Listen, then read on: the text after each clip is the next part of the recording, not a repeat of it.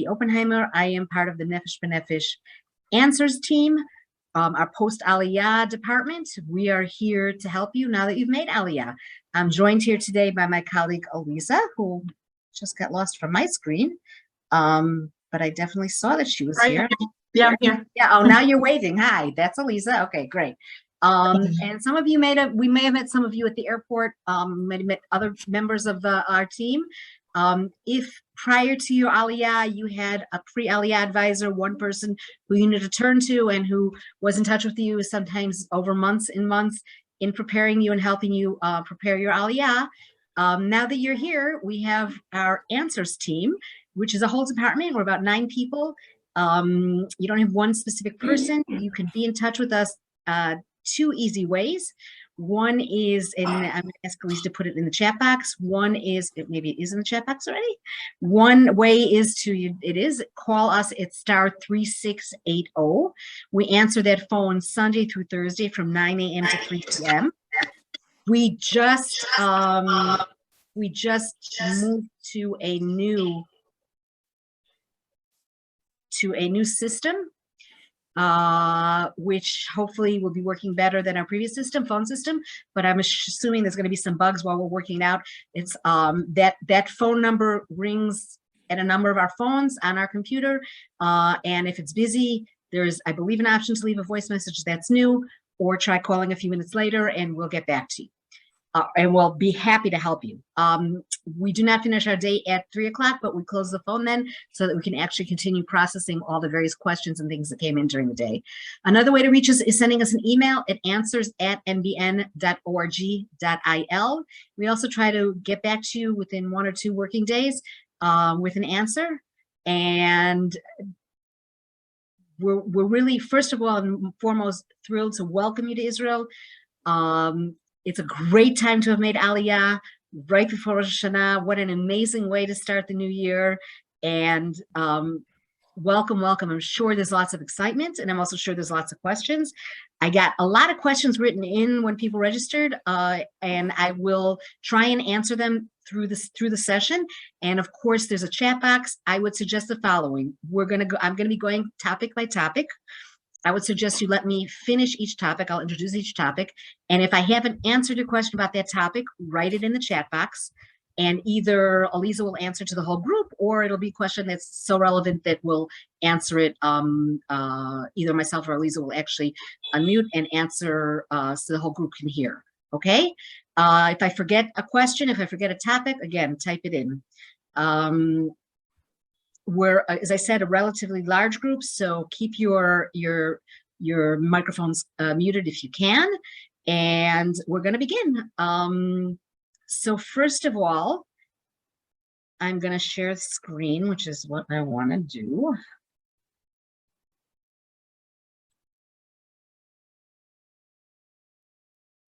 Here we are. Okay. You should now be seeing. Good. You should now be seeing the front page of what we call our post-Aliyah guide. Some of you may have received this at the airport. Some of you may have received it in a welcome bag that came to your door. All of you should have received a link that will take you to something very similar. We have, this is the actual PDF of the actual paper guide that you should have received. We also have online, it's called Aliyah First Steps. Elisa, if you want to put that link in also. And if you are not using your actual paper copy, which is also what I have here, you are welcome to look online. This obviously we update on a regular basis, but what you have in your hand is what you have in your hand, whereas the online one is updated on a regular basis as needed. I wanted to just, okay, I'm not going to show you that. I'm going to let Elisa put that in the chat box. Elisa, if you have problems finding it, just let me know. Sure, Tzippi, this one's just the guided one on the screen. Oh, that's not the one I want.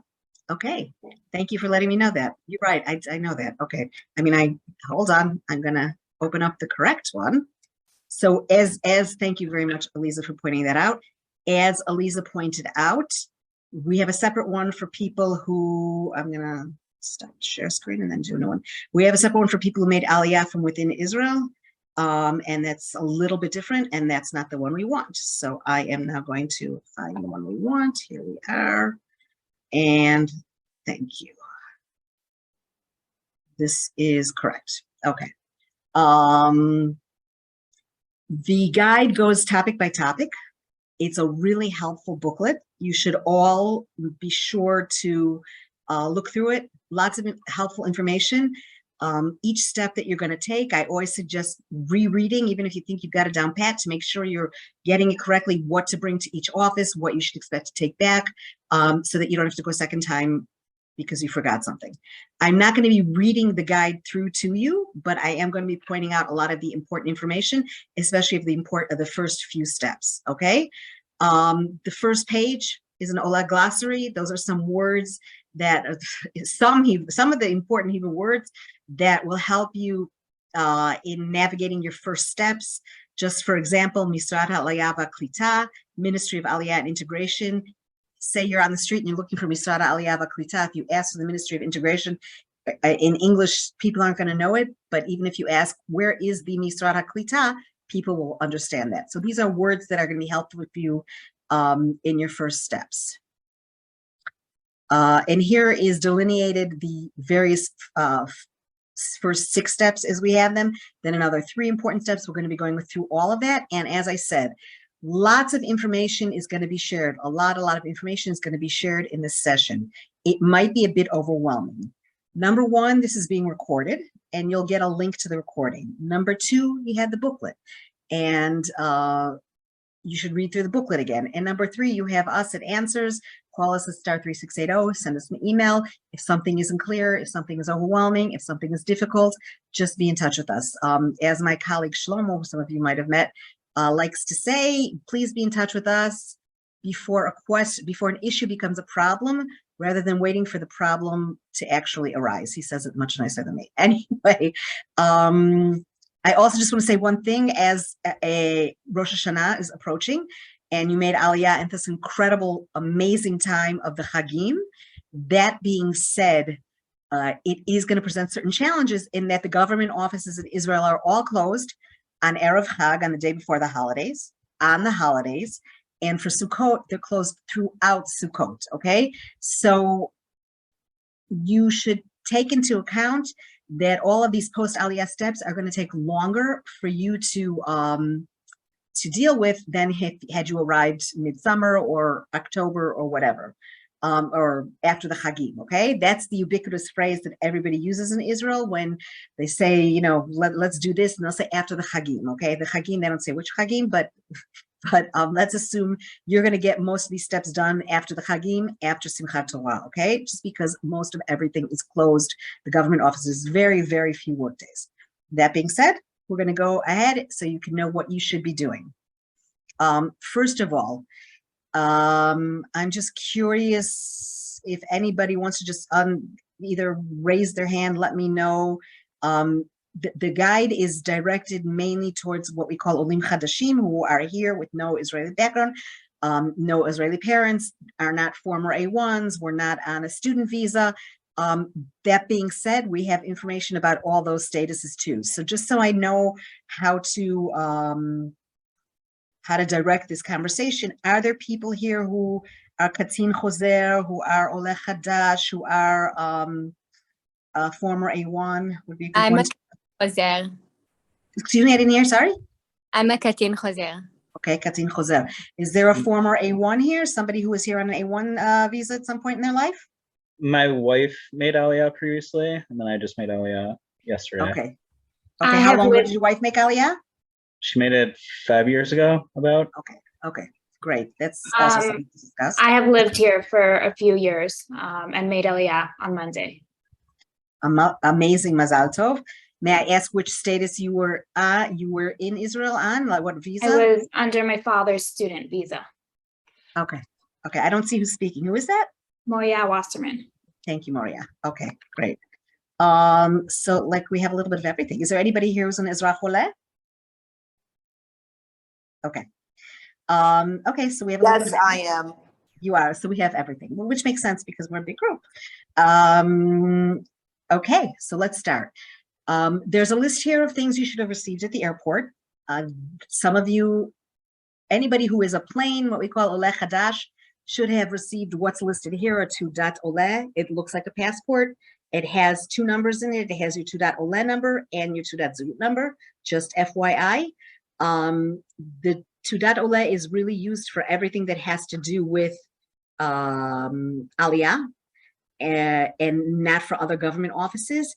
It is an official government document, and you might need it in the next 15 years, actually. So please take care of it. Please hold on to it, okay? Those of you who came as split Aliyah would not have received that 2.Oled. Those of you who came as an Ezrach Oled would have received something that's called a 2.Zakaut. Looks the same, smells the same, is the same, just has a different name. Those of you who came as a Katin Choser would not have received that in the airport. If you're a mixed family, one is a Katin Choser and one's an Oled Hadash, you would have, the Oled Hadash would have received it. You will not yet be on that 2.Oled. You need to get yourself a 2.Oled or get yourself attached to your spouse's 2.Oled, and that's the same for split Aliyah when you go to Misrad HaKlita. We'll talk about that in a second. You should have had healthcare registration taken care of, except if you were a Katin Choser, Ezrach Oled, or a previous A1. Did somebody say they were? That's the only thing I don't remember if somebody said that. We'll talk about that as we continue. That would be a sheet of paper that's all in Hebrew. It has your Kupat Cholim, whatever you chose, somewhere written on it in Hebrew and in English. So if you chose Klalit, it's going to be in Hebrew and it's going to be CLALIT. That's how you know that's the healthcare registration form. And when you go to your clinic for the first time, you can bring it with you. You don't have to, but if you bring it with you, that's helpful. You should have also received some money, your first Salklita payment. Okay, for those who are eligible, that means anybody who got the 2.Oled should have, in the airport, should have also received a payment. Same thing for a SIM card. Just as an FYI, it's not a Nefesh B'Nefesh benefit. People like to think that Nefesh B'Nefesh is being so generous. It's a government benefit. It's being distributed by the Misrad HaKlita and the government Misrad HaKlita budget, and they're the ones who facilitate it. I'm going to just make one point here with that SIM card. It's good for 3 months. It's not 3 months from when you activate it. It's good for 3 months from when you received it. It has 5,000 minutes. It has 6 gigabyte of data, which is quite a lot. So you're welcome to use it. The Misrad HaKlita rep in the airport may have said this to you, that's the phone number they're going to be using to reach you. That's what they have in their files. That is correct. That being said, if you don't want to use that phone number because you have another one, or for whatever reason, you can send an email to the Misrad HaKlita and let them know. Always when you send an email to Misrad HaKlita, put your name, your 2.Zehut number, what city you live in, and in this case, you would write, I received a SIM card at the airport. I will not be using that number. This is my phone number. Thank you for marking it down. If you don't get that email, if you don't get a response, when you go to your first Misrad HaKlita appointment, you should update them. If you have a second phone number, update them. If you have a new email address, update them. Okay, that way they'll be able to reach you easily. Lastly, you should have received a piece of paper that's called a note of future bank account. It's an empty form that you give to your bank. They fill out, once you open up a bank account, they fill out the information with your name and your bank account information, and you bring that with you to your first Misrad HaKlita appointment when they register you for Salklita. So that's what you should have received at the airport. Is there anybody who didn't receive something that they think they should have received? And I'm going to need you to open your microphone and say it because I can't see my screen and see you guys at the same time. So I'm a Katin Choser. I didn't receive anything, but I think that's normal, right? That is correct. That is normal. You'll receive it at your first Misrad HaKlita appointment. You'll receive the 2.Oled and the other stuff. Okay, thank you. Okay. So could I ask, is the Salklita that you're talking about registering for Salklita, is that over and above the payment we got at the airport? Yes, yes. The Salklita payment is something you receive monthly for the first 6 months. You receive a first payment in cash at the airport. When you have your first visit with them and you give the rep your bank account information, they begin depositing the money into that bank account. You can Google on our website or just Google in general, Sal Klita calculator. There's a search engine on our site. I also, instead of going into the site, I just Sal Klita calculator Nefesh. It'll pop up so you can see what money you should expect to be receiving monthly. Okay, it depends on your age. It depends if you're 1, 2 with kids. It depends on various things. But that's how you would know what you're going to get. What address do we send notice of a change in the telephone number? Okay, you know what? I'll get to that when we get to Misrad Klita. There's email addresses. I'll show you. We'll get to that in a second. Thank you. That's a good, an important question. I have another question about the Sal Klita. Mm-hmm. So where would I get it as a Katin Choser? Also at the Misrad Klita, at your Misrad Klita appointments. You didn't get anything at the airport, so you'll be getting a first payment more. Everybody receives first payment that is what they call hashlama. That's topping up what you received at the airport, and then every other monthly payment is going to be the same amount. Your first payment will be a full payment because you didn't receive anything at the airport. Got it. Thank Sorry, you. again, Misrad Klita is the same as Misrad Pnim? No, those are two different offices. Misrad Klita is the Ministry of Absorption, and Misrad Pnim is the Ministry of Interior.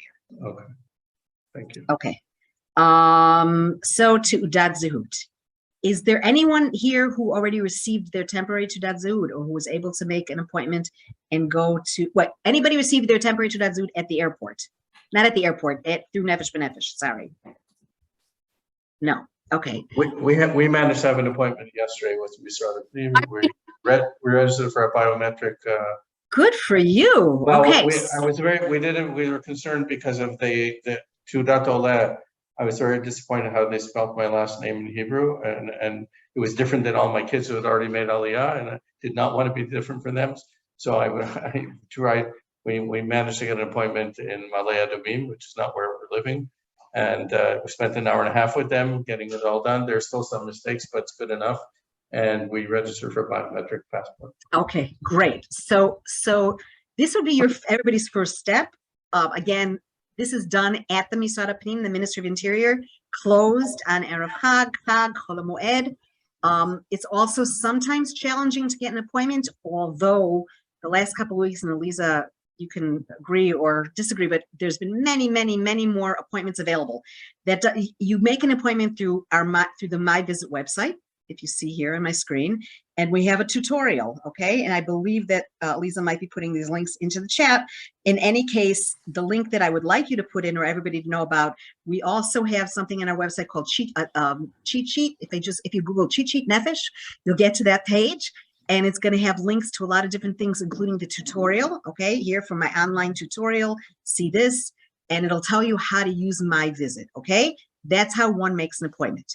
One point that's not necessarily clear in the tutorial, you can do this all in English, except when you have to type in the name of the city, you have to type it in Hebrew, okay? If you try typing in English, it's just gonna go round and round and round, and you're not gonna get an appointment. So you can do the whole thing in English, except for the name of the city.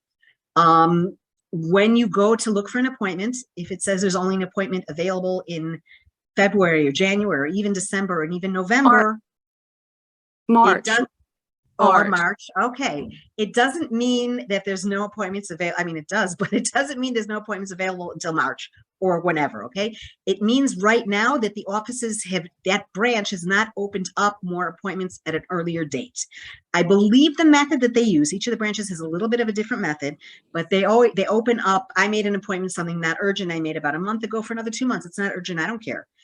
But they always also open up appointments that are gonna almost always that are soon, that are the next day, that are the next 2 days, that are the next week.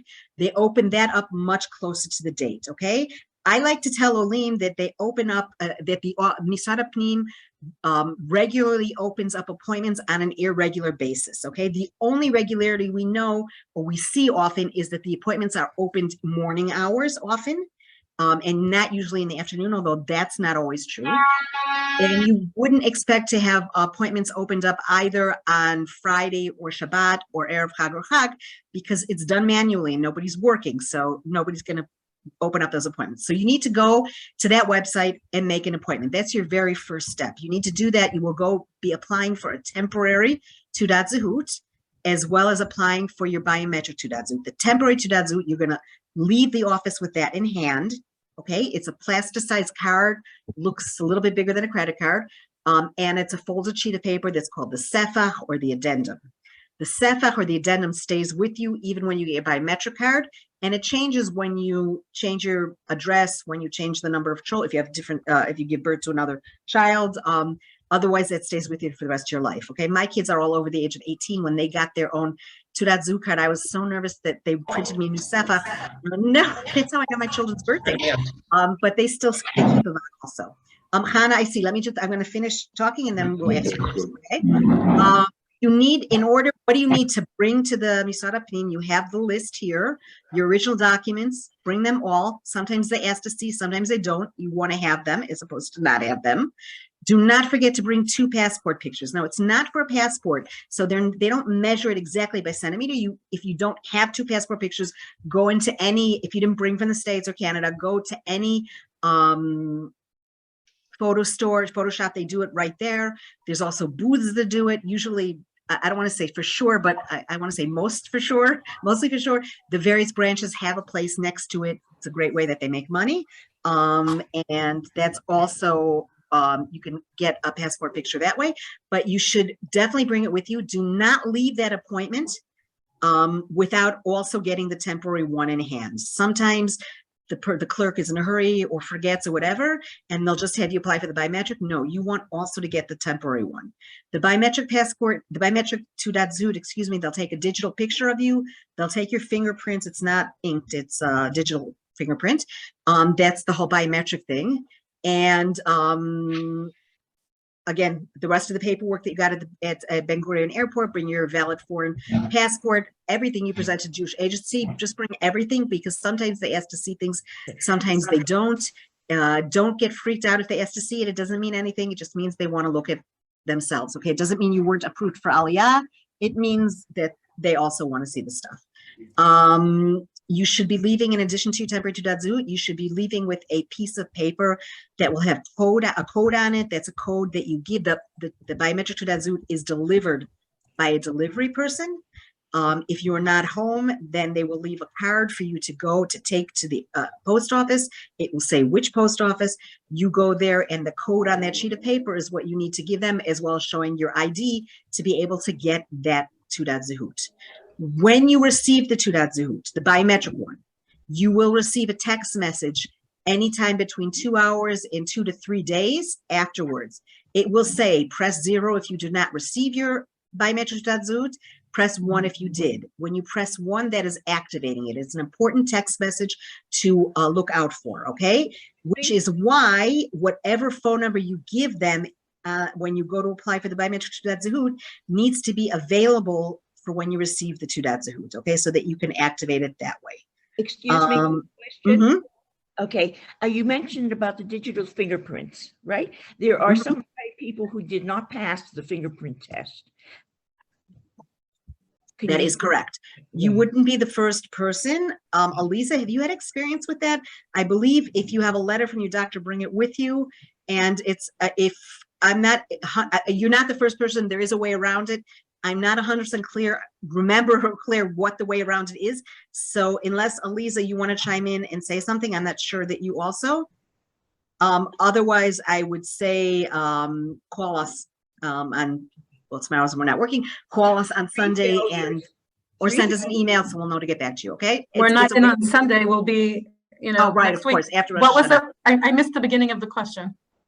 There's people who don't have fingerprints. You know, they know that from pre-Aliyah that they had to bring three. But you have the letter stating that that was an issue. Yes. Correct. So that's what you need to bring with you to Misad Apnim. Bring it with you to Misad Apnim. They know how to handle those. Yeah. Okay. Hannah, you had a question too.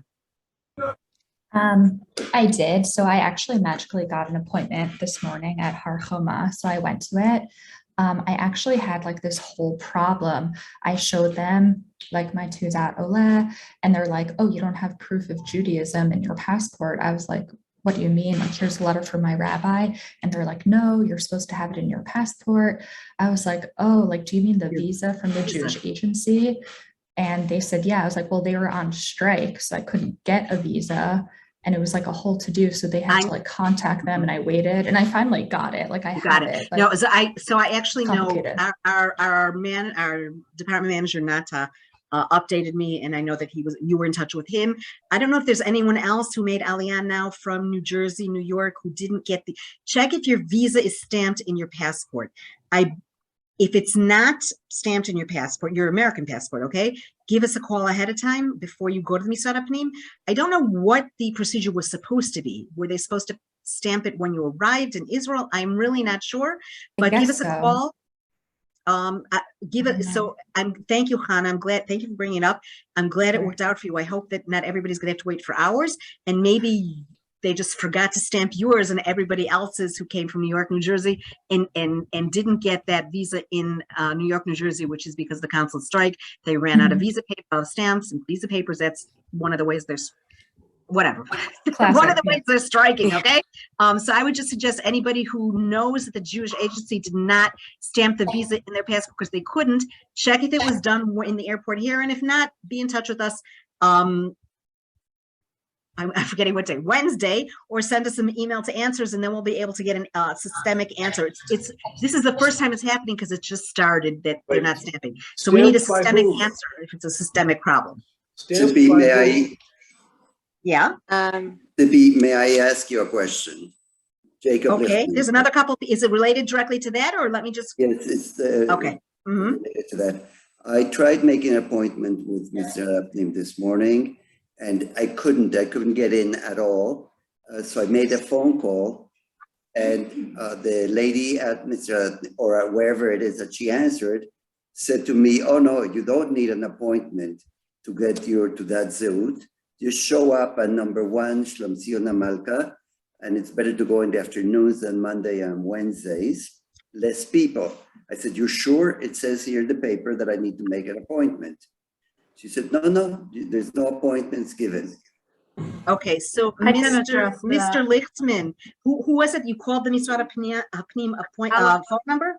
The phone number that they gave me when we entered Israel yesterday, in order to make this, it's a star something or another. Okay, star. It's probably the star 3450. I'll just add to that technically, right, I'll just say that technically, yeah, when you call them, they can tell you that you can come without an appointment to issue to that Zeut. However, if you go without an appointment, you might be waiting there for a very, very long time.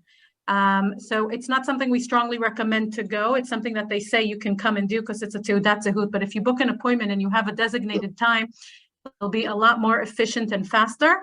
And when you just go without an appointment, they can't guarantee they'll take you at any point because they have other bookings and appointments and stuff. So you might say come back tomorrow without an appointment. So that's why technically that's what they today. Right. We recommend you come with an appointment. And a lot of people here are asking about the site. The My Visit site is in Hebrew. You can either follow the tutorial we sent, but if anyone has any issues, give us a call or send us an email that you're struggling with that, and we'll be happy to help you book that appointment. The My Visit site can be switched to English. Okay, it can be switched to English. It only takes you so far. You do need to be able to read not all of it, right? And type in the Hebrew name. But again, we certainly can help you make those appointments if need be. When you open My Visit, there is no place for Mr. Apnim. There is a place. Thank you, sir. Okay, we addressed that in the chat here. Yeah, we addressed that in the chat here. It's called the Population and Immigration Authority. Also, it has another name. And if you see on the screen, Tzipi is sharing. Logo is on the screen. It's that colorful star on the white background. Population and Immigration Authority and Misad Apnim are the same office. Okay, thank you. We use it interchangeably, and sometimes it can be confusing if you don't know that that's what you need to be looking for. It is mentioned that in the tutorial, and hopefully that will be helpful. Okay, Hani, you also had a question. Well, actually, I was going to say, and I see the Lichtmans that are on, that they also did not get the visa. I don't know if theirs got stamped. We weighed Aliyah together yesterday. I don't know if theirs got stamped in the airport. They also had a problem with their not getting their visa, coming in without visas. I don't know what happened, but that's what I was going to say. So again, anybody who you don't have to right now. Look in your American or Canadian, well, it'll be American passport. That would be New York, New Jersey. If you don't have the visa stamped in, send us even a quick email now. We're not going to see it until after the holiday, but then we'll know who we're talking about, and I would we'll ask one of our teammates or Elisa or myself, one of us will be in touch with a Misrad Panim person to find out what can be done to avoid having an Ola need to sit for 2.5 hours, as Hannah did. I think that was Hannah, because this is going to be something that's going to be coming up more and more. Okay, any other? It was initial. Is that good? I do have a question. Excuse me? I don't know if it got answered on the chat, but when it says you have to have copies of all of the documents, are you saying even the one that says what trips you made to Israel beforehand, every apostille, when you say you need copies of the documents, which documents other than your proof of Judaism, your birth certificate? Those are the documents you presented to the Jewish agencies, what you want to have copies of. Okay? Okay. I have a question. Wait, hold on one second. I just want to, Elisa, I'm running through these questions you might have answered, but if somebody did not yet get their welcome bag, you're going to get a welcome bag. We have a lovely woman by the name of Roni who drives throughout the country. She's a one-man show. She does lots of kilometers, gets to different houses. But again, because of the holidays, it might take a longer time for you to get the bag. You should get it, okay? And it's, even if you didn't get the printed guide, again, you'll have it all online, so it's not a problem. Elisa, you're going to tell me if there's any other questions about the Misrad, the biometric Taudat Zehut that we didn't cover. Aria, you wanted to ask something. Yeah, I just want to confirm, this is maybe a stupid question, but that the Mispar Zehut is the same as the one that's in our Taudat Oleh? Yes, you only have one Mispar Taudat Zehut, and that is the same. It will show again that there's two numbers in the Taudat Oleh. One is the Taudat Zehut, and one is the Mispar Taudat Oleh. It's the same. Okay, who else raised I don't know if people didn't. Hi, Avital. I have a comment. Oh, Avital, yeah. Sorry, I just wanted to say on the stamp issue, I had my Taudat Zehut appointment yesterday. And I wasn't able to get a visa before because of the strike. So I got a stamp at the airport. But the issue was that the visa, it has like a notification, like, I don't know, they said like the A3 or A4 that says like you're making Aliyah and you're Jewish because like your mother is Jewish or like you have a Jewish grandparent or something like that. And the stamp doesn't include that. So that was the issue. I'm not clear what you're talking about. I'm sorry. And the what doesn't include? The stamp that you get instead of the visa in the airport, it doesn't. It didn't include. Where did you get that stamp? At the airport. When they did that for you. Yeah, they did it for me in the airport. So I had the stamp. Okay, you know what? So this really is a new topic for me, and I think for all of us. So Avital, do me a favor. When we're done, not now. Just write a few sentences, email it to answers@, because we're going to need to look into it as a department. It is brand new that this is happening, as far as I know. And any information that you can share will be helpful for future Olim.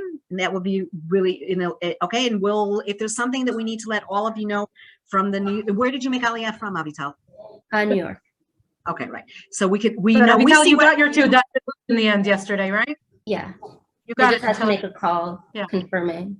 Okay, so Alisa, we're gonna need to figure this out. We're not gonna have every Olaf from New York, New Jersey needing to call us, but it might take a little bit of time to figure it out. Thank you.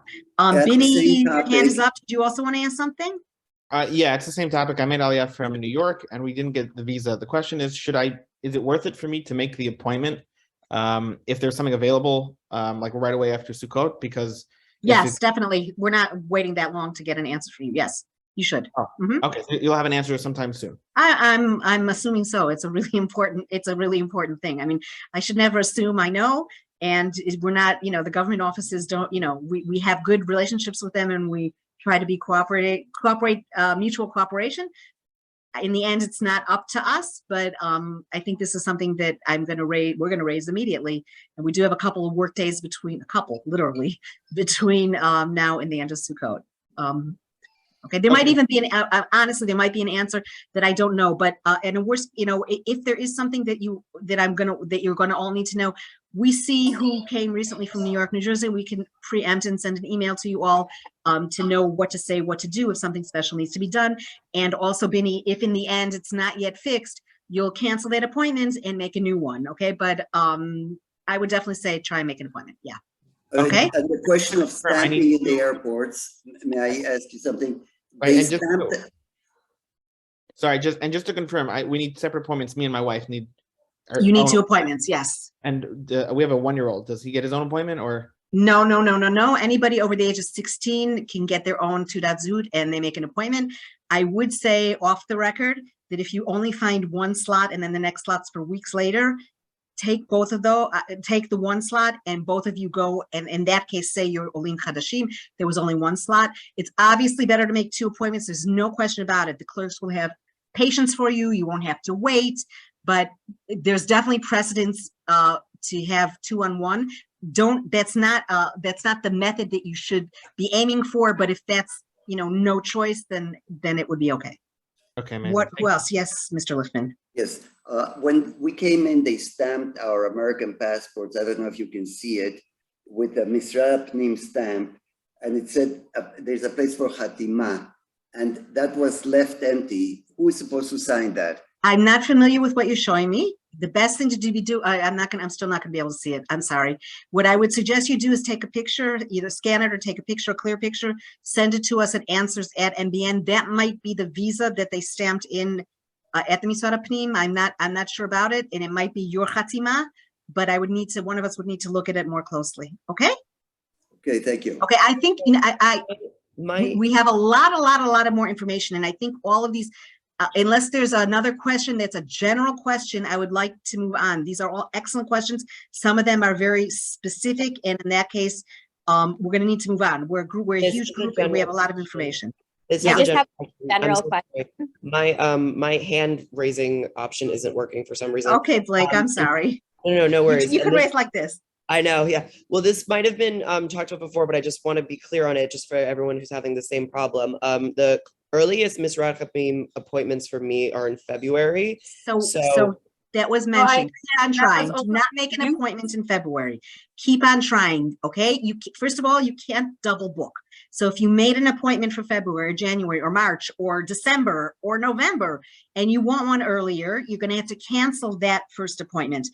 Usually can be done very simply. You get a text message, and when you make the appointment, and you can just cancel. There's something to press to cancel it.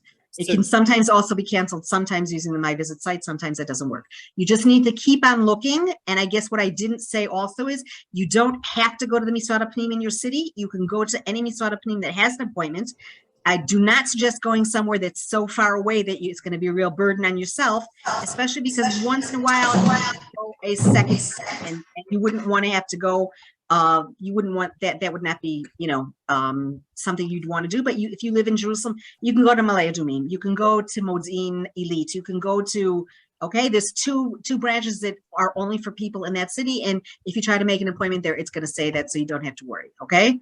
And again, look in the morning between 7:30 and 9. Lots of times that's when appointments open up, but not just. You don't have to make it your, be obsessive and try every hour, but try 2 or 3 times during the day and see if something opened up. Make a list of the 5 branches that are convenient for you to go to, or the 3, or you have an uncle in Haifa that you want to visit, then do Haifa, but et cetera, et cetera. Okay. I just went through this, so I can comment. And I just wanted to say that I got an appointment for this Wednesday morning, and I have an issue with the visa. I don't have a stamp. Okay, so you're going to need to be in touch. I don't have any way to answer that question now. You're going to need to be in touch with us Wednesday morning. Okay. Unfortunately, we're hitting Erev Chag. There's no way I can, if you send an email about that right when we get off, I'm willing to ask my director if he knows anything, but nobody's going to be answering their phone now, and nobody's going to be able to help us now. If we already have that information available, we can share it. I think we really need, I appreciate this. Anybody with another specific question needs to move on. And also please type your questions in the chat. Elise is here. That is part of what she is doing. She is answering those, even if they're personalized questions, she is answering those in the chat as well. I understand that your timeline is tight. I can't do anything more about that. Okay, we're going to move on. I'm sure there's more questions, so we're going to move on. Your second step is opening a bank account, okay? You need to open a bank account, an Olim bank account. Some of you might have a bank account as a tourist. You can use that same bank, that same branch if you want. They need to transfer that to be an Olim bank account. To do that, you need to make an appointment. It can take anywhere from an hour to 2 hours. It can take a long time, especially for Americans. The banks are very wary of the American government, who is very wary of money laundering. So they you need to show your Social Security. They ask for a Social Security number. If they ask for a card, you don't have it, ask to speak to the manager, explain, you just have the number. You'll need to fill out a W-9 form if you're an American. You'll need to fill out all sorts of things. It takes a long time. You'll make an appointment. If you have a hard time making the appointment online, walk into whatever branch you want and see if either they can take you right then or ask them to help you make an appointment. There's a list here of what you need to bring with you. Don't forget it. Okay, don't forget, again, go over this list before you go so that you have everything that you need, okay? You should make a list of questions that you want to ask. Banking in Israel is very, very different than banking in North America. So you might have a list of questions. Don't forget to ask if you want to order checkbook. Don't forget about that. If you want to order a bank card, don't forget about that. Instructions for online banking. Don't forget to ask about that. Okay. You will also receive, you want to give them that paper that's called a Note of Future bank account that you received at the airport. They will fill that in with your bank account information and give it back to you. Okay. And you will want to make an initial deposit. It can be done if it's a cashless branch, you're not going to be able to do it there. You're going to wait till your bank card and then do that, or you're going to do it online. If it's a bank with a teller, then you'll just deposit a minimum 20, 25 shekel. You do that to activate the account, okay? This you want to do before your first Misrad HaKlita appointment so that your Misrad HaKlita, your Ministry of Absorption rep, can sign you up for Sal Klita. Those of you who are Katin Choser, who did not get a Tudat Oleh, it's going to be a little bit of a merry-go-round here, okay? To open the bank account, you need to, what they want from you is your Tudat Zehut and your Tudat Oleh. You can theoretically open a bank account only with your Tudat Oleh. Some banks will tell you no, because their computer system wants the bank's Tudat Zehut info as well. If that's the case, you're going to need to look for another bank, okay? Or wait till you get your Tudat Zehut. Your temporary one is fine. But you will need to at least show your Tudat Oleh. So Katin Choser that didn't get a Tudat Oleh is going to first go to the Misrad HaKlita to get the Tudat Oleh and then open the bank account. And then send the information about the bank account back to the Misrad HaKlita or go again with it. I have a question regarding that. So if I already have a bank account with Bank Hapoalim and I already have my Israeli passport because I was born here and I'm a Katin Choser, are they going to give me a problem to change it to the bank account where I can get my Sal Klita? It's going to be fine. I'm pretty sure. So the Israeli passport, I'm pretty sure, no, they will want to see your Tudat Oleh. That's the bottom line, okay? Unless you know them, unless they know you well and they're willing to, I don't know what. You can't, you need, the bank account that you already have is not anything you can give to Sal Klita. They need to see that it's an Oleh Hadash bank account. If the bank knows you and is willing to bend the rules, bankers aren't known to bend rules, but you never know. But you will need your Tudat Oleh, okay? So you're going to have like an extra step. First and then get my Tudat Oleh. But you should ask at the Misrad HaKlita, ask, do I need to make an appointment to bring you back my bank information? Hopefully not, okay? Hopefully either they'll say scan it in or bring it in without an appointment, and so you don't have to wait for another appointment, okay? But yeah, that's what you're going to have to do. Okay, thank you. Okay? Okay, banking in Israel, as I said, is very, very different. You get charged for everything, almost get charged for breathing in the bank. So, take a step back and instead of getting upset about it, just try and learn the system here and see how you can work best within the system. Anything you can do online in banking is going to be less charges and also less headaches and less lines. There's a really good website that we wrote here in the little blue box, Living Financially Smarter in Israel. It's both a website and a Facebook group run by Rivka Leibowitz. We don't get any percentages from her. She's just an excellent financial advisor in English, and she explains a lot of things about the banking system that would be helpful. Okay, this is another important point. If you are a married couple, you must both be together at the bank and open a joint account for the purposes of the Sal Klita. If you are a couple that usually manages your finances separately, your choice, of course, but for the Sal Klita, for the Misrad Klita, for these payments, it must go into joint account. So you will need to open a joint account for that. You should also see here, there's a form called Tofis Arichut Yamim, where my cursor is. Any couple should sign that. Hopefully they remind you to do it, but not necessarily. That is which should, if when one of you passes away, hopefully at the age of 110, then the other spouse, if you don't have that form signed, might need to wait to access the money while it goes through probate and opening a will, et cetera, et cetera. So if you sign that form, you would have access to the money immediately. So it's a helpful and important form to sign up. Any other questions, general questions about banking in Israel, about opening your bank account? I have a quick question. So I was here, I'm an Oled Chadash. I was here, and I was 4 years ago, I was in the army, and I have a bank account from then. It's since my sniff closed and they moved it somewhere, so I have to find my bank account, which will be fun. But can I should I change that into the bank account? You can. There's no inherent, I mean, if you like, you don't know these bank, I usually say if you like the branch, if they're nice to you, if they're good with you, if they have good service, then sure, this isn't even a branch you know. So there's no inherent reason that you would want to use that account, that branch. But you know, you could, you definitely don't have to. And if I did that, if I converted the account into the Oled Chadash account, would that then, because I know I'm supposed to get the Pikadon for 5 years after the army. Don't close that. Don't close that account. Right. So I shouldn't even change it into the Oled Chadash account. But that's a really good question.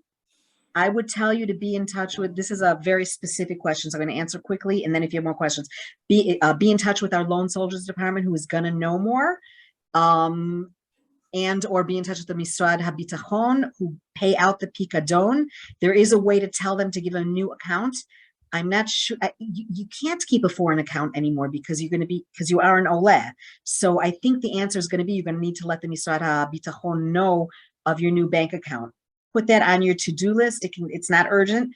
Okay, yeah. I mean, there's always to be in touch with Misrad HaBitachon about it. That's for soldiers and Bnot Shirut who have finished their service and they have money that's deposited into the account that they gave when they began their service. And for some people, they then became Olim. That's an excellent question. I'm not sure. Be in touch with us. Be in touch with the Loan Soldiers Department, and we'll find the answer. And I'm just going to say one thing. Again, you're going to be writing us questions. Don't forget, we're not back until Wednesday. There's going to be a longer delay in responses. So if it's not an urgent question, you might want to mark it down and ask after the holidays, so you'll get a quicker answer. Misrad Klita Aliyah. That's your next step for most of you. You're making an appointment. A lot of times it's called the Misrad Klita. Sometimes it's called Misrad Aliyah Klita. In English, it's the Ministry of Absorption. I forgot for a second there. There was a change in the name a number of years ago when I just read about this, I never understood it. A new minister came into office and decided they wanted to put emphasis not just on Klita and absorption, but also on Aliyah. So the name was changed to Misrad Aliyah Klita. It used to be just called Misrad Klita. Anyway, that's 30 seconds of history. You should bring with you your Tudat Oled that you received at the airport, if you received one. Your Tudat Zehut, again, your temporary Tudat Zehut is fine. The biometric one, I don't think I mentioned it. It can arrive in the mail anytime between 2 weeks to 6 to 8 weeks. In normal times, it's 2 to 3 weeks, but there has been a big delay, and especially now with the holidays, so it might take time. But your temporary Tudat Zehut is good for 9 months, so you have no problem going with that, okay? It can be used for everything for those 9 months. You want to bring with you your bank form and your bank information showing that you both have your information about your bank account and that you deposited money. And if you have an Israeli passport because you're a Katin Choser or an Ezra Chole, you bring that with you too, okay? You can make an appointment. You should try to make an appointment already because the dates that they're giving appointments are for sure after Sukkot. Even if you don't have the other things done, you can make the appointment. What you would expect at that first appointment is to sign up for Sal Klita for the rest of the payments. And the person should explain to you how much money you're going to be receiving. You can find that online as well. Theoretically, there was lots of questions asked about Ulpan when people registered, so I'm going to say a word about that. theoretically, at that appointment, they would talk to you about Ulpan. It doesn't always happen because sometimes they're very, very busy. And I want to give some basic information about Ulpan. Most important, and if you are, somebody here said they were joining their wife who made Aliyah about 5 years ago. At this is the appointment that your name would be joined to the Tudat Oled that she received. You should be going, you need to go as a couple. Everybody needs to go as a couple. And if you don't yet have a Tudat Oled, because you are a Katin Choser or an Ezrach Oled, you'd want to bring passport picture, okay, of each of you, and they will issue you the Tudat Oled. Sometimes they take digital pictures, sometimes not. I'm seeing here, it doesn't say to bring a picture, so maybe all, oh no, do bring a passport picture, okay. Those of you who made split Aliyah, you're going to be added to your other spouse, to your spouse's Tudat Oled, and an explanation will be given which benefits you do have coming to you and which you don't. Split Aliyah, just quickly, your spouse made Aliyah ahead of you. Benefits that are personal benefits, such as a free ticket, such as Ulpan, you get as well. Benefits that are family benefits, and your spouse used them, you don't get you don't get a second time. We have an article about that on our website also that really explains quite clearly what you should and shouldn't expect to receive. If you have a surprise at that appointment, give us a call. We'll try and understand, explain what happened or why. And just in general, can't say it enough, we're here to help you with any questions you have. If you're at an office, a government office, and as one of the participants here said at the very beginning, she was at the Misad Pnim today, and they were like, she was run through the ringer kind of, and she didn't, she called us and said, what can I do? How can I, what can we do? I don't know. Call us to star 3680 while you're still at the office. You might need to step aside. The clerk might not want you to call while you're sitting in front of him or her. Step to the side, don't leave the office, call us and say, hey, this is what's happening. What should I do? Okay, that's in general at any office. I'm trying to think what else. Oh, how do you contact Misrad HaKlita, the Aliyah? Okay, I'm scrolling. We have here a list of the various Misradei Klita. You need to both call and send an email. If you click on this, you will see on our website a list of the Misradei Klita and their email addresses. You can also Google it and you'll find it. You want to call. 95% of the time, it's a call center that will take your message, and you want to leave a message, who you are, what your phone number is, and what you want. I want an appointment. You also want to send an email. You want to make it easy. Put your name, if you can type it in Hebrew, not the whole letter, but if you can type your name in Hebrew and your Taudat Zut number in Hebrew, well, and your Taudat Zut number, that will, at the top of the email, it's very, very helpful. If you can do the whole thing in Hebrew, great, but if not, at least that, to make it user-friendly to them, okay? And say, I'm a new Oled, I would like to make my first appointment. If you notice on My Visit, there is the option to make an appointment for Misrad HaAliyah V'Klita, but you cannot make your first appointment that way. You won't be in the system, you won't show up. You'll try and it'll say you're not here. I don't know the exact wording, but you can't use My Visit for the first Misrad HaKlita appointment. What I try to, first of all, setting expectations, again, there's not many days. The date is going to be 100% certainly after Simchat Torah. That's okay. How much you want to bug them between now and then, they're going to be open for 2 days between Rosh Hashanah and Yom Kippur, and I don't know how many days before Sukkot there are work days, but almost none. But you can, if you send the email and you haven't heard from them in 2 working days, take that same email that you sent, pop it up, resend it with another sentence, always polite, but persistent. Hi, I'm sending this again, hope to hear back from you. And that same email a third time, a couple work days later, again, pop it up. If you still haven't heard back from them, then please let us know. The Misrad HaKlita also in some cities tries to call you using that SIM card, okay, that you were given. If you do not using that SIM card in that email to the same email address, okay, you will send them the correct phone number as well. I'm not going to click on this link to show you, but again, you have this link to our website with these hyperlinks, and you'll see all the email addresses. If you live in a smaller place and you're not sure which Misrad Klita you should go to, send us an email to answers@nbn.org.il, so we'll be able to tell you which Klita office you should be going to, okay? Or type it in the chat because Elisa might know offhand. Any questions about Misrad Klita? I'm scrolling back up here. Okay. Those are the first 3 steps, and in that order, except for those of you who didn't get a 2.0. The 4th step is not necessarily the 4th in chronological order. That is accessing your healthcare, okay? You should have all registered for healthcare prior to your Aliyah. You were asked which Kupat Cholim you want to join, and you should have received a sheet of paper that will say, in Hebrew, everything, but as I said, it'll have the name of the kupa that you, if you can't read Hebrew, it'll have the name of the kupa that you asked to join. The kupa is like the HMO, and it'll be either Klalit, Maccabi, Leumit, or Meuchedet, okay? You want to wait, you want to go to the clinic. I'm looking how long we're suggesting it, 7 to 10 days after your arrival, and see that you're registered there. If you chose Klalit, go to either Klalit clinic closest to you or the Klalit clinic that you decided to go to because there's an English-speaking doctor, whatever reasons, or that's where your aunt goes or where your uncle works, or whatever reasons you choose the clinic, go to the clinic with that sheet of paper with your 2.0. If you have the 2.0, bring it, but if you don't need to have it.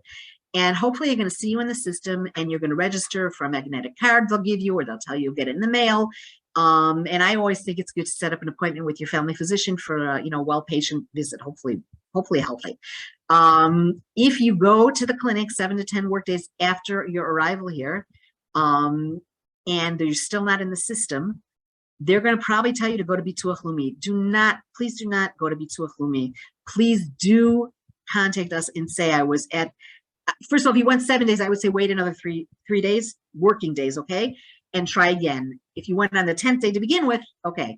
If you're still not in the system, please send us an email, please call us and tell us that, because we can often save you a trip or to Bituach Leumi by contacting different people. We have contacts in Bituach Leumi to find out what happened and why they're not seeing you. Just to be clear, you're covered already by health insurance, except for Ezrochim Olim, you're covered by health insurance, okay? So if you need to go to a doctor, you might need to pay out of pocket if you're not yet showing up, and there is a process to ask for that money back, but you're all covered. What about Katin Choser? Excuse me, my error. I should have said Katin Choser and not an Ezrach Oleh. Ezrach Oleh, if there's anybody here, Ezrach Oleh hopefully was registered at the airport too. That's something new. Katin Choser, unfortunately, you need to, that's why for you it's important also to go to Misrad Klita sooner rather than later. Don't, without bank account, whatever, because that is where you register for Kupat Cholim. Okay? And it's gonna cost me or it's gonna be free?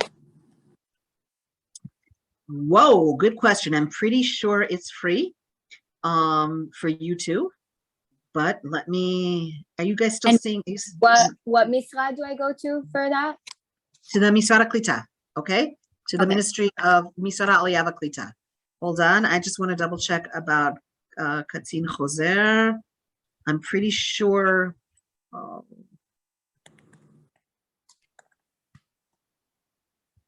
Okay, I don't know. Here, making Aliyah as a Katin Choser. My mind is a little bit mushy right now.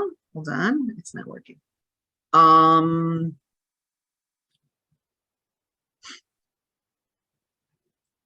don't see it. I don't want to hold everybody up. Elisa, if you hear us and you remember offhand, Katin Choser, I believe, also gets the Bituach Leumi for free for the first 6 months, the healthcare.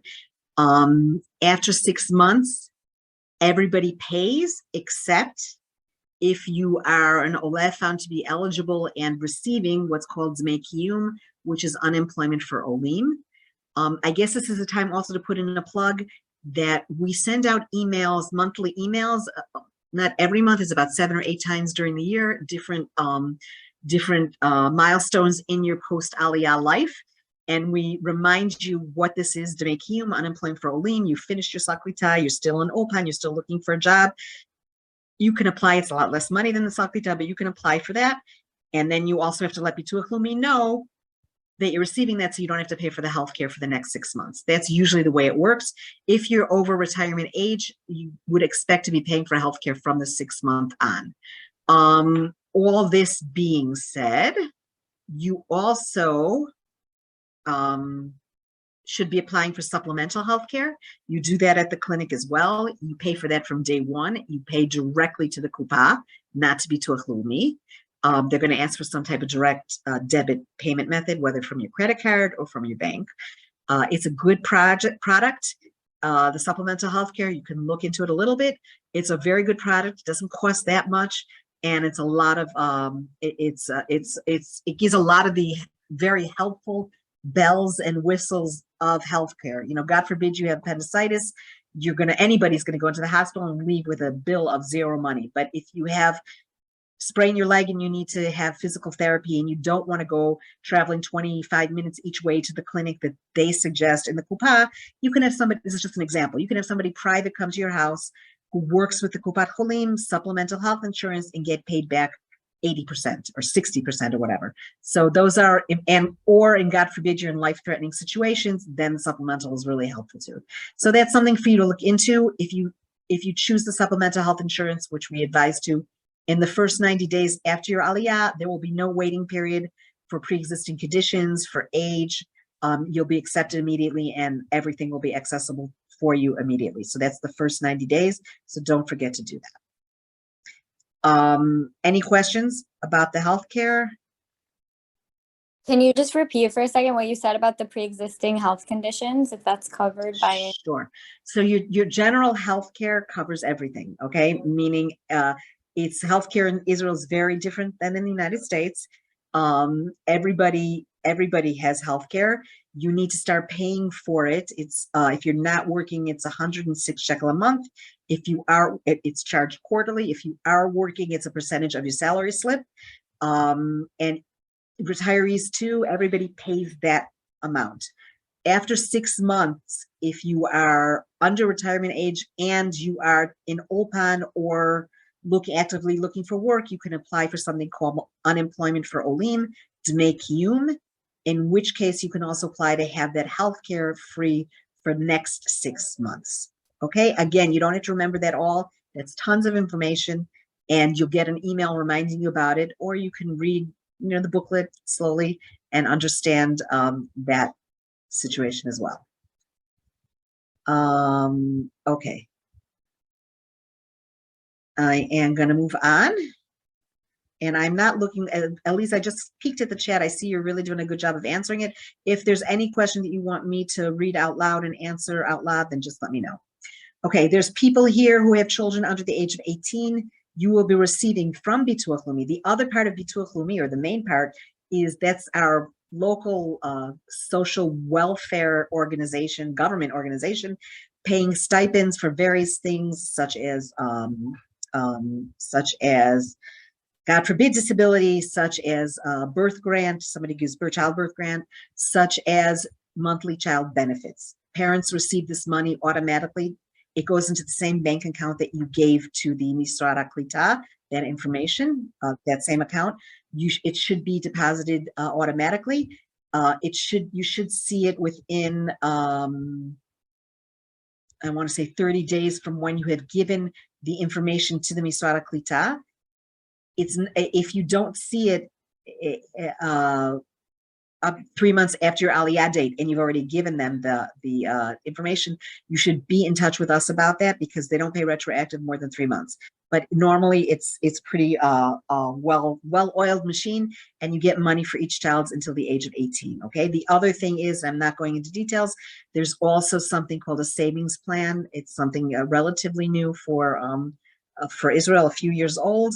The Bituach Leumi deposits, it opens up a savings account, some type of account for each child, and deposits 50 shekel a month. You can double that if you want and add 50 shekel for yourself, so that when they reach the age of 18, it goes to that child and they have a certain nice amount of money.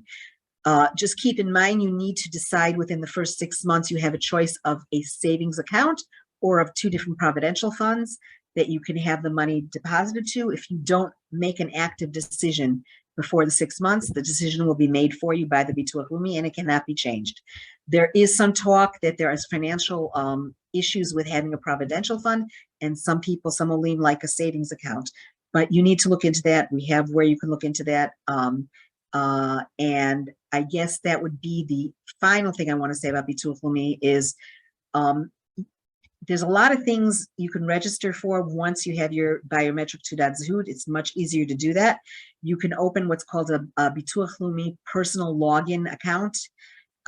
We have a tutorial for that as well.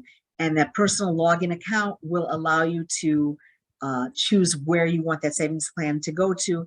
It will allow you to update your personal information with Bituach Leumi. It will allow you to see what your status is, what payments were made, what you owe, what you don't owe, setting up direct debit for 6 months on to pay Bituach Leumi. So it's a good thing to take care of at some point. Not immediate, but it's something to take care of. School registration, I don't know if anybody here came with school-age kids. Hopefully, if you did, you're in touch with the schools, you're in touch with your local municipality education, Agaf HaChinuch, or your municipality rep. If you have children school-age and you still don't have that taken care of, please be in touch with us immediately. Schools are out, yes, for Erev Chag, for Chag, and for Chol HaMoed. Not many school days right now. Municipality tax, some of you might have heard, this is another big benefit that you receive. Anybody who is renting will receive not just renting, excuse me, also if it's your own place. You receive it's a 70 to 90% discount. Most it's 90, but some places it's less, on the first 100 square meters of your apartment or your home, on the municipality tax, on the Arnona. In Israel, if you rent, you also pay the Arnona, okay? It's not the owner. If you own it, obviously you're paying it. If you live and own it, you're paying it. But if you're renting from somebody, it's on the dweller to pay the Arnona. You need to show them a few things, including your Tudat Oled, your Tudat Zehut, and an old Arnona bill. You can ask your landlord for that. And you need to show them a long-term rental contract, okay, or proof of ownership. This benefit is good for 12 months, and you can take advantage of it anytime in the first 24 months. So if you start on the 13th month, you'll get it from month 13 to month 24. If you start on the 20th month, you will only be able to take advantage of the first 4 months of that benefit. And you can certainly start on the second month, third month, first month, third, whatever, okay? You need to do this through the municipality. Some municipalities, you can do it online, scan things in, fill things out, and some you can go in person to each municipality, whether it's a local municipality, a city, a moitza izorit, a moitza mekomit, whatever the different type of municipality where you live. They will have an office that will take care of this. Sometimes it's a standalone office. Sometimes they take care of other payments too for the municipality. This will be a good time for you to mention the municipality coordinators. Some of the cities have English-speaking municipality coordinators, specifically for English-speaking Olim, and that can be a big help. They can especially help you with this because they work for the municipality. We have also a link to a list online on our website of the cities and the names and how to contact the various municipality coordinators. And they can be, even if you don't know what you will need their help for, I suggest checking out that link, which I'm hoping Elise is going to be able to put in. It's also on the cheat sheet page. And writing an email, introducing yourself, sending your contact information, so they'll know how to reach you. And if you know that you need help with something, they can help you. They know what's happening in your area about, and I didn't mention Ulpan, including they should be up to date about Ulpan in your city. I'm going to mention Ulpan after I finish with this, okay? Driver's license conversion. This is really important. What's really important to know, you can drive legally for 1 year from date of entry on your foreign driver's license, okay? You have 5 years to convert your license in an expedited way, but you can only drive for 1 year from date of entry on your foreign driver's license. And note that I say date of entry. If you visited Israel, made Aliyah, let's say you all made Aliyah September 15th, something like that, okay? If you visited Israel excuse me 1 second, okay?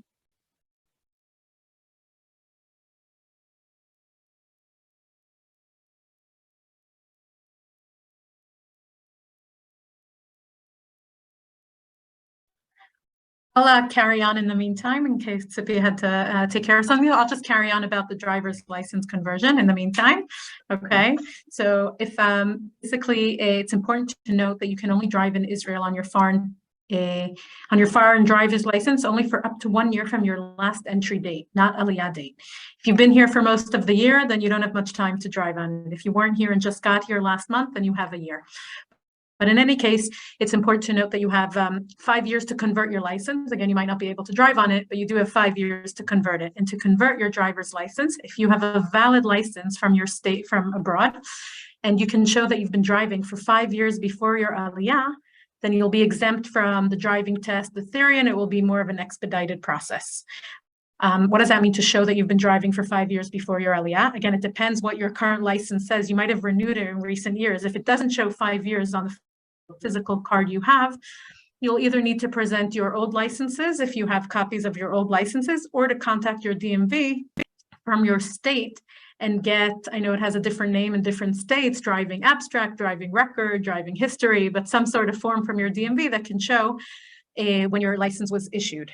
And then we have all the information on our site. So I'll just briefly will say that there's an online form to fill out, which is a lot of medical questions to fill out. You're going to need to wait for your Teudat Zehut for this in any case. But generally it asks a lot of medical questions. If you're going to click yes there for anything, for taking medication or any medical condition that you have, it's important to add to it a letter from your Kupat Cholim doctor, your Israeli healthcare provider here, that will just state so-and-so's on this medication or has this medical condition, and it doesn't affect their ability to drive. They are fit to drive, and you can add that letter to the form when you submit it. Once that form is okayed, approved by the Ministry of Transportation, you'll get an SMS to go get your eyes checked and photo taken. Everybody has to get their eyes checked in this process. And once you get that, then the third step is booking an appointment at the Ministry of Transportation. You do that on My Visit. You already know how to do, you're probably experts on My Visit by the time you get to booking this appointment. But you'll have to bring your Teudat Oleh, your Teudat Zehut, and your proof of license, and then they will give you a temporary license that you'll pay for on the spot for 6 months until the temporary one comes in the mail. Any license conversion that you do here will be good for, any license that you get will be good here in Israel until you turn 70. And once you turn 70, the renewal is dependent on medical letters, and that's a separate thing for drivers over the age of 70. And Tzipi's back. Thank you. Sorry. Thank you. I would just add, this is what we, if somebody visited Israel 11 months ago and now made Aliyah, or 10 months ago or 9 months ago, this should be taken care of as soon as you have your Teudat Zehut, okay? But if you haven't visited Israel in the last year or came only the month before, you have almost a full year to take care of it. So I see there's some questions about probationary license. I suggest this is taking a long time and very specific questions. I suggest sending it to us to answers@mbn, and we'll be able to answer those questions. Or Lisa's going to look more in the chat and see if she can answer. I just want to say also in that cheat sheet that we have that you're going to get a link to, there are links to a couple of sites in English, rules of the road driving in Israel. It is a little bit different, and please be careful when you drive here. Driving is different. I'm just like begging. You need to be very careful. You need to learn the signs. You need to learn things that are different. I grew up in Chicago, never had a traffic circle in my life. There still are none. There's four-way stop signs, which are nuts. But Israel is full of traffic circles. You need to know how to drive in Israel, even if you've been driving for 40 years, okay? So look at those links too. Lastly, we have here the Israeli passport. Just so you know, currently there is a temporary protocol in place allowing allowing any Israelis with a valid foreign passport to travel in and out of Israel using their valid foreign passport, which isn't really relevant for you, well, almost. If you don't have an Israeli passport, if your Israeli passport expired. I heard a rumor that they're going to be extending it. I don't know. It's only a rumor. Rumors aren't worth much of anything, so I don't know. You should stay tuned. It's right now that protocol is good through December 31st. And theoretically, after December 31st, you will need to have an Israeli passport, just like it used to be. You cannot apply for an Israeli passport until you've been here for 3 full months, okay? 3 full months. So that means that for you guys, it's depending exactly when you came, but mid or beginning of September, okay? Of December, excuse me. And since we don't know if that protocol is going to be extended, you can't make 2 appointments at Misrad HaPnim. Once you've finished your appointment to get your Tudat Zehut, good time to go online and look for an appointment after 3 months, okay? 90 days or 3 full months, whichever is the longer one, and make an appointment to apply for your passport. If you're not planning on traveling, then it's no rush. If you think you're going to travel, then you should take care of it. I would say stay tuned. If the protocol is extended, then you have no rush whatsoever.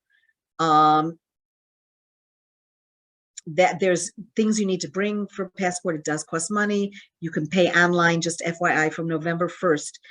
There's a winter tariff that is, I would say, considerably less expensive than the summer price. And if you pay online, it's also less expensive. So it might be worth it for you. But if you do pay online, please note, the Misrad HaPnim, which is also called the Reshut HaOchlusin, will not contact you for an appointment just because you paid. They're expecting you to make the appointment. Once you're at the appointment, they'll see that you paid and you wanted to pay there. You need to pay with an Israeli credit card, both either online or in person. They don't take cash and they don't take foreign credit cards. Okay. That's what we looked at. I wanted to talk a minute about Ulpan because there was a lot of questions that were written to me ahead of time about Ulpan, and we didn't say anything about it. Ulpan, basically, as an Oled, you have 10 years to take advantage of 2 Ulpan options, okay? It usually says 3 years or 18 months, depending where you look.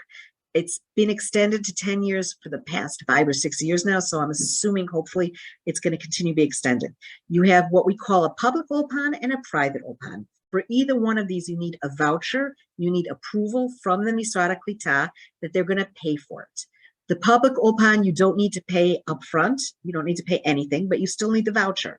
The private Ulpan needs to go through there's a few number of companies that have been approved by the Misrad HaKlita, Aliyah Klita, and Misrad HaChinuch, they work together, have been approved for this private voucher.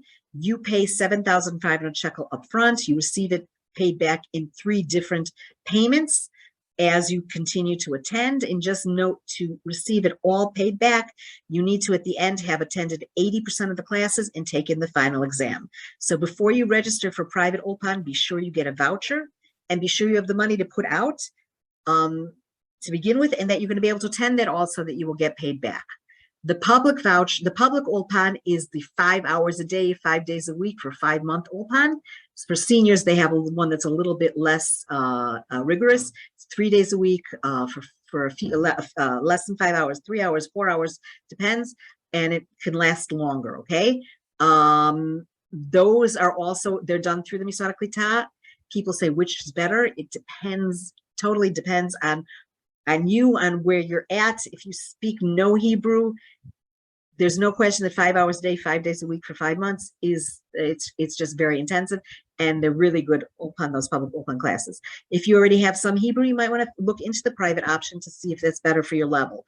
The private option can often be done by Zoom. The public option only during the height of COVID was done by Zoom. Otherwise, it's in person. So you also have the benefit of meeting other Olim and having some type of chevra, like a group of friends. So that is something that you need to speak with your Klita counselor about at the Misrad HaKlita. If you want a private Ulpan, you need to present that to them. They're not going to find that private Ulpan for you. They should be able to tell you when the public Ulpan is opening in their city, or the municipality coordinator if you have a municipality coordinator in your city. Here is a list of the Olim benefits. We're not going to go through it because hopefully you already know that from before you made Aliyah, but if you have any questions, be in touch with us. We talked about the Arnona. If you have children in daycare, there's a way to apply for a discount. Subsidized benefits if you're of student age, pay attention to that. That does time out at age and how long you've been here. I'm just gonna say one thing about rental assistance. From the 8th month of your Aliyah, you will automatically receive rental assistance unless you own something. If you own an apartment or a house, you're not eligible. Otherwise, you will receive it automatically. You don't need to show them a rental contract. You will receive it automatically. For single, it's 200 shekel for the first 4 months, and it goes up to 402. For family, it's 402 shekel, goes up to 800, something like that. It's good. It's for 4 years. The 4th year, the amount goes down. Which is another reason, by the way, to keep the same bank account open. If you change bank accounts, you will need to let them know. You're not going to lose the money, but you need to let them know that you changed bank accounts. Also, if you travel out of the country for 2 months or more, this rental assistance, and you're already receiving rental assistance, it will be put on hold. It will freeze, and you need to be in touch with them when you come back. You can ask us. We'll tell you how to do that to let them know that you're back. I also forgot to say about Sal Klita. If you travel overseas and you're out of the country for 2 weeks or more, your Sal Klita is going to freeze, and it will start up again after you've been back for 2 weeks. You will receive the money, just in delay. If you were away for a month, then you'll continue receiving the Sal Klita through into the 7th month. It's only if you've been, it times out in the 12th month, so if you travel a lot in the first year, you might not get all the money. This is, again, it's really helpful information. I just got to say, I know, having lived in the US, you're going to call 911 if there's an emergency, and here you're going to say, what? Who do I call? It's not a joke when we have a little scissors here to cut it or print it, or if you got the booklet already, cut it out and put it somewhere helpful, because they're different phone numbers. These are the numbers to call for your Kupat Cholim. These are emergency numbers, including mental health emergencies. It's good to be aware so that if there is an emergency, you know who and how to contact. I do suggest reading through this, and you'll find helpful information here. These are some helplines and other important information. Here's the link to see them, to find the municipality coordinators. Here are some different ways to contact us about different topics. Again, we're here to help you. If you don't know who to contact, just contact us at answers@mbn.org.il, and we'll let you know who to contact. Here is our campus. If you haven't been there, it's beautiful. We have a hub in Tel Aviv. If any of you here are from Tel Aviv, you should definitely drop a line to Dov Newmark, who is our colleague, and he is the manager of the hub. It's a great place. There's really nice activities there, as well as being a shared workspace. During the day, you need to register for it, but it's a great place. We have an Israel calendar. You'll find all sorts of activities for English speakers listed on the Israel calendar. They're not necessarily Nefesh B'Nefesh events. They go through us to be put on the calendar, but the idea is to be able to see events that are relevant to English speakers throughout the country. If you're involved in running an event, or you know somebody who's involved in running an event that's for English-speaking Olim, it's free. Please, if you go to this link, it will tell you how to ask to include that event in our calendar. And it's great publicity, but more than that, it's a service to other English speakers. We have a lot of recorded videos on our YouTube channel, including post-Aliyah webinars about all sorts of helpful information. So you can also access that, and you can spend all your time learning about post-Aliyah as well. Here is the hub information, and that is that. I'm going to stop sharing. And actually, I wanted to just show you one thing that I am going to share. I kept on mentioning that you can also find this stuff online. Share screen again. Here we are. So one sec. This is our website. This is the next steps online. I use the PDF because it opens up easily, but you see here your first 6 steps. Okay, it's going to show. Of course, it's not working. Oh no, I don't need to click it. I just need to scroll. Sorry. This is everything that you just saw in the booklet is also here, and these are all live links to get more information as needed. Okay, so basically, if you know how to access this page, you're going to have everything that you need.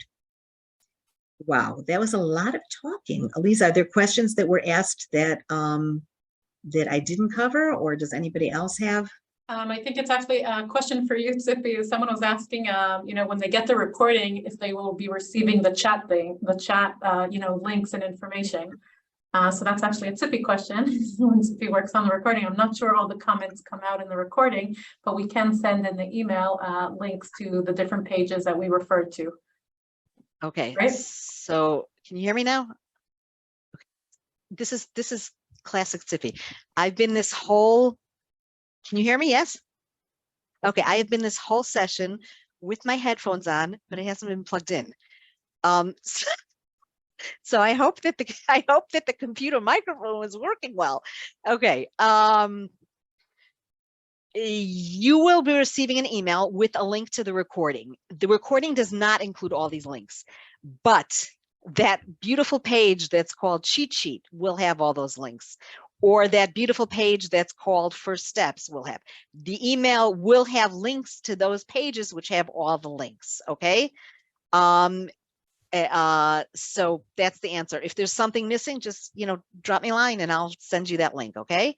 I see somebody's writing, Nathan or Natan, I'm not sure who you made split Aliyah. Yes, let's stay on and I'll help you a teeny bit more, okay? Any other questions that weren't answered that we need to answer now or that we want to answer now? Yes, honey. Well, you're muted.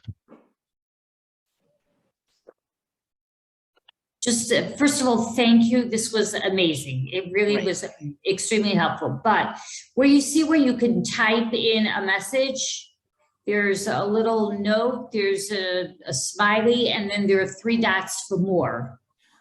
Under that more, it says save chat. You are wonderful. So I can save the So chat. I don't know where it saved the chat. Now, when I said chat saved, it says, and I do show in folder, it's on my Zoom meeting. It's under my Zoom folder. Okay. So I was able to say, now, if I open, the question is, if I open the Zoom folder, it should show the chat. I mean, it will show the chat. Okay. You can do it that way. So yes. Under those 3 dots, you can save that chat. Thank you, Hani. That's very helpful that you shared that with everybody. Appreciate that. Okay. You're welcome. Thank you, and Shana Tova to everybody. It was really amazing. Thank you. Talia, I want to answer your appointment. Your appointment. If Talia, are you still on here about Army exemption? Stay on a second. And okay. I don't. It's too many people here. I can't see faces. Not too many people. It's great to have so many people. Talia, I can answer you, and everybody can say goodbye. This is. I mean, we can say goodbye unless there's other questions that are relevant to everybody. Otherwise, I just want to add something that came up a little here, maybe in a private chat. So I'll just use the opportunity.